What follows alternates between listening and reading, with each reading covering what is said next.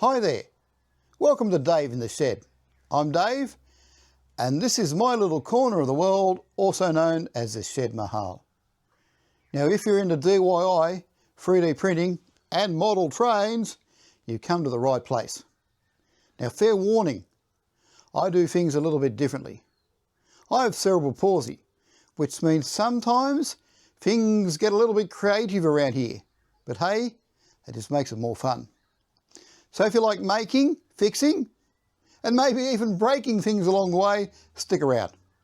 Hit that subscribe button and let's build something awesome together. Well, hello and welcome to this Friday, Dave in the Shed. How you going, folks? Not a lot to show this week. I wanted to do a bit more than a 10-minute video, but she's going to be another quick one. Due to still not being 100% on deck.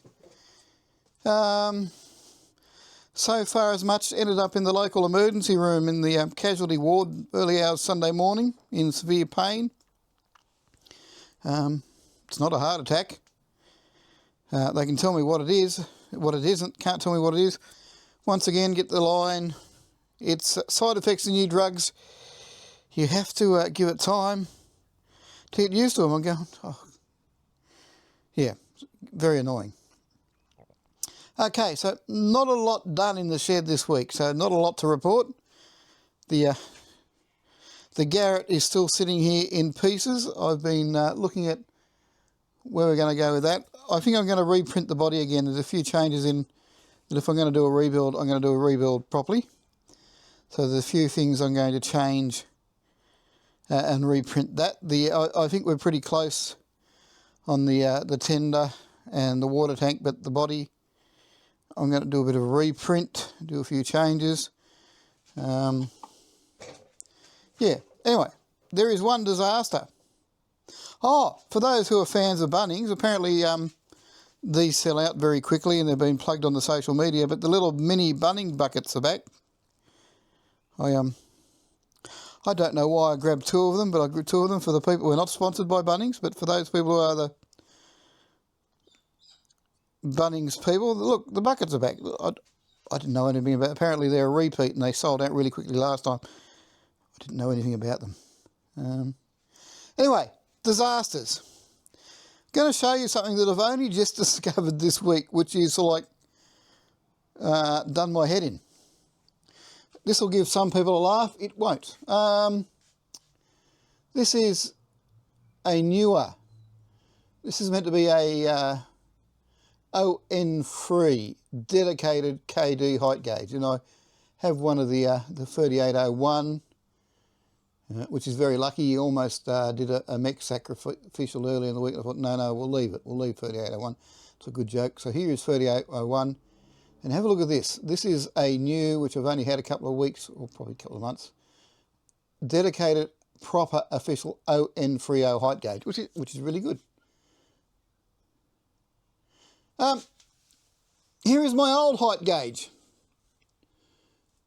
which I was using originally, which was meant to be an official height gauge, but I'm not really sure what the gauge is or what the size is, because I was using this one and I was having hassles, and I never sort of sat down and worked out why, but anyway, because look at this height gauge is spot on. Spot on to that. So we're doing really good. You can't complain about that. Look, that KD coupler is spot on to that height gauge. This is the height gauge I have been using for years compared to the new one. Now, the funny story is I misplaced this height gauge, would you believe? And I found it during the week. I thought, oh, that's where it's been hiding the whole time. So I bought a new one. Bought the new height gauge. We have a problem. I'll just do a pan across. That's perfect. And that's perfect there. We don't see the problem here, Dave. Now this coupler here drops. Hang on. We'll do something here. We'll remove Hand of God. Remove the 38. Let's slide this down here. That one coupler's dropping and that one's a bit broken, but that's not a problem. That'll work. Well, it does. If I put the 38 on here and re-rail this, hang on, Hang on, we'll re-rail this properly so people aren't saying, oh Dave, you didn't re-rail it properly. Okay, that's on the rails. That's on the rails properly. Look at the disparity between the two couplers. How can that be, Dave? What's going on here? Now, this is not some April Fool's trick. It'd be a good one. I should have kept this trick for April Fool's, but let's do some shunting.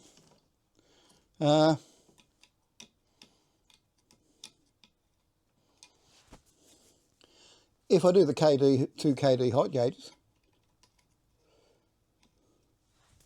back to back,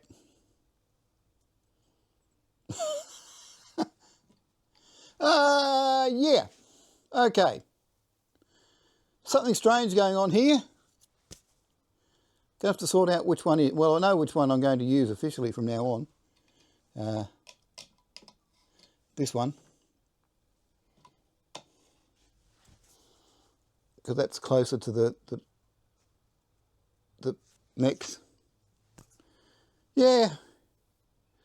Oh, how about that for one of those silly things where, hang on, live, not even going to edit that out, that mistake, that's Dave's hand not working properly. How about that? How about that for silly buggers? I've got two different height gauges.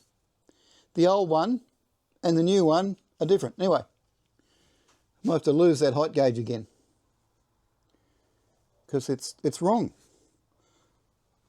Yes, it's an official KD height gauge, it's all that. I don't know how it can be wrong like that. So we're going to have to do some investigations. What's wrong with that? Anyway,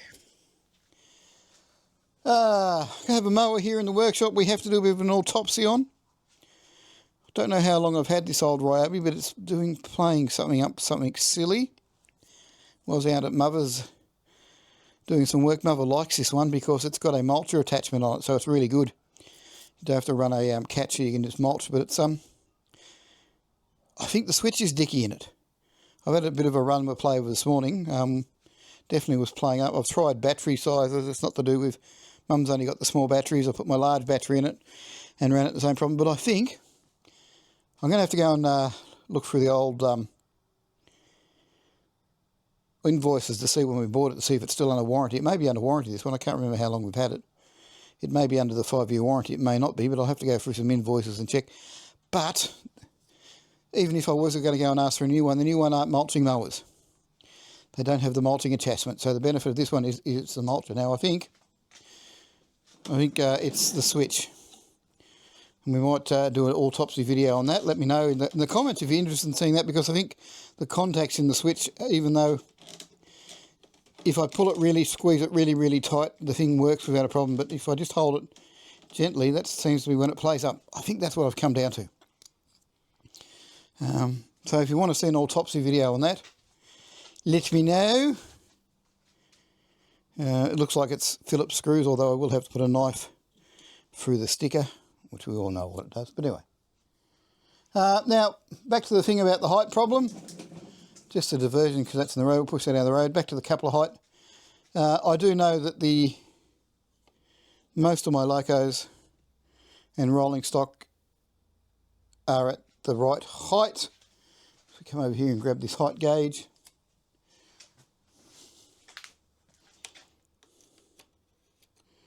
Let's stick this down, shake you all around, pull the camera around. That is the height gauge I should be using. We'll couple up there, because these are all pretty much on that standard there. So there you go. If you come across a height gauge problem, come on, am I the only one? Can I be that silly? Well, maybe I can. Oh, what an amazing story that is. Anyway, that's about it for this week. That's all I got for you. Short, sweet, simple. Height gauges. Check them. Check them and get some. If you find a standard gauge you like, stick to it. And if you lose it, try and replace the one you got, not with something else that you think you got. Anyway, what a strange story that is. Another strange story is my door was sticking. Now, you would think most people take the door off and tidy the door up and take a bit of meat off the door with the old thing and that, but The problem is not the door. The floor's not level, so I had to take a grinder to the floor. It's one of those jobs where the way to fix it was not so much as take meat off the door, but attack the door with the grinder. Because I looked at it and thought, yeah, this is a really, anyway, funny story. Anyway, I've been Dave in the Shed for this week. Don't forget, like this video if you find it interesting. Subscribe to this video if you haven't come across my videos before. Leave a comment if there's anything you'd like to ask about what you've seen in the videos, or want more information of, or would like to know more. Leave a comment. Be in touch. Don't forget, way of the world. In the words of Henry Ford, if you think you can,